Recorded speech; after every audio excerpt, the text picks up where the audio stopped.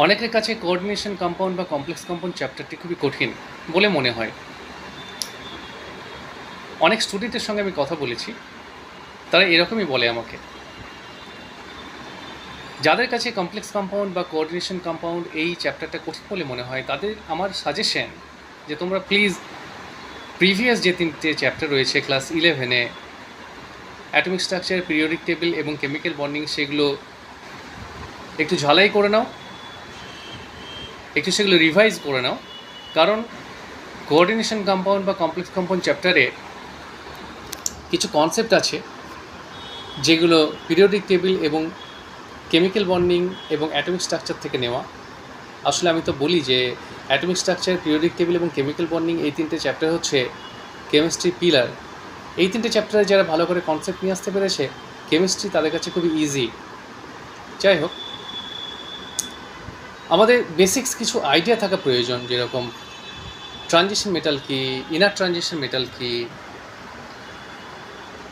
তাহলেই এই coordination compound বা কমপ্লেক্স কম্পাউন্ড চ্যাপ্টারটা আমাদের কাছে ইজি হয়ে যায়। এইচএসের পরে যে সমস্ত কম্পিটিটিভ এক্সাম রয়েছে, যেরকম নিট, জয়েন্ট এন্ট্রান্স, এই সমস্ত কম্পিটিটিভ এক্সামে মেনলি 3D ট্রানজিশন এলিমেন্টগুলোকে আমরা দেখতে পাই। 3D ট্রানজিশন এলিমেন্ট মানে হচ্ছে scandium, titanium, vanadium, chromium, manganese, ফেরাম, cobalt, nickel, copper, zinc, platinum, aurum, এই সমস্ত মেটালগুলোকে আমরা দেখে থাকি। সমস্ত ট্রানজিশন মেটাল বা সমস্ত ইনার ট্রানজিশন মেটাল তোমাদের মোটেই করার প্রয়োজন নেই।